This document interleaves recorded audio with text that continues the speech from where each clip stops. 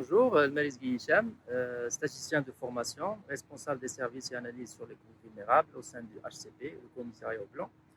Je travaille plus précisément, plus spécialement dans l'Observatoire des conditions de vie de la population, qui est l'entité du HCP chargée d'élaborer, de conduire, de produire, de développer des indicateurs relatifs à la pauvreté, les inégalités de revenus, les inégalités sociales, les égalités de genre, l'objet de notre mission, de notre visite, pardon, et quand il le faut, d'autres études quand l'actualité le nécessite. Donc, je suis là dans le cadre du programme d'assistance technique géré par Alinea, que nous remercions vivement, et financé par le gouvernement du Canada à travers l'AMC, l'Affaire mondiale du Canada. Donc, pour le rappeler, ce projet a comporté trois axes. Le premier s'inscrit dans le fait de réaliser une étude qui vise à déterminer les facteurs qui font que la femme marocaine soit plutôt en dehors du marché du travail, donc avec un taux de participation ne dépassant pas les 20%, contrairement aux hommes dont le taux dépasse 70%. Donc nous avons réalisé une étude avec l'expert canadien déployé dans le cadre de ce programme, M. Koulibaly, que nous avons eu la chance de rencontrer dans cette étude. Le deuxième axe s'inscrit dans le fait qui va aboutir sur un guide de déploiement ou bien d'implémentation de la méthode ACS+, au sein de nos process du HCP. Et donc le troisième axe, par rapport auquel je me retrouve ici au Canada, à Ottawa, dans ce beau temps, cette belle ville, c'est la capacitation, bien le capacity building. Donc, nous avons eu la chance de rencontrer un bon nombre de représentants d'institutions canadiennes de tous les niveaux de hiérarchie.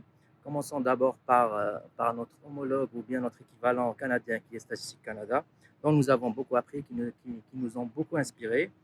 Donc, on a vu comment ils produisent des données tout en ayant en tête, tout en ayant dans l'esprit que ces données-là seront utilisées dans le cadre d'analyse ACS+, par les autres départements canadiens, notamment, que nous avons rencontrés, notamment Affaires mondiales Canada aussi, que nous remercions pour le financement de cette visite technique. Le ministère des Finances, dont l'objet de la rencontre a été surtout l'aspect budgétisation sensible au genre, donc, et les études ACS+, qu'ils font dans ce sens, notamment pour voir comment est-ce que la politique fiscale canadienne fait les redistributions des richesses et des revenus. Aussi, femmes et égalité de genre au Canada, qui joue un rôle de leader dans le domaine et qui inspire les autres organismes afin de pousser toujours plus la considération de l'égalité de genre et de l'approche ACS+. Aujourd'hui, nous avons rencontré notre ambassadrice au Canada, à Ottawa. C'était le couronnement de notre présence ici à Ottawa. Et demain, nous irons à Montréal dans le cadre d'autres visites.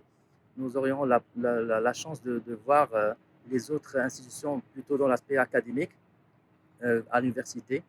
Et donc, c'était une expérience très enrichissante qui nous a beaucoup inspiré, qui a démystifié d'abord ce concept-là de genre déjà et d'analyse en composante principale, l'analyse comparative entre les sexes plus. S'agissant de la suite du projet, nous allons penser ensemble, au bout de l'élaboration du guide, nous allons penser ensemble à comment déployer l'approche ACS+, au sein de tous nos process allant de l'élaboration, de la conception des dossiers, des enquêtes, jusqu'à l'analyse, jusqu'à la dissémination des résultats.